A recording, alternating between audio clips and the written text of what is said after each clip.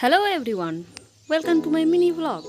এখন আমি চাঁচলে আছি, চলো তোমাদের চাঁচলের সকালটা দেখাই। আজ আমি সকাল সকাল উঠে গেছি, চলো তোমাদের আজ সকালের প্রকৃতির দৃশ্যটা দেখাই। নর্মালি আমি সকাল সকাল উঠে গেলেও 1 ঘন্টা বিছানার মধ্যেই থাকি, কী যে করি তা জানি না।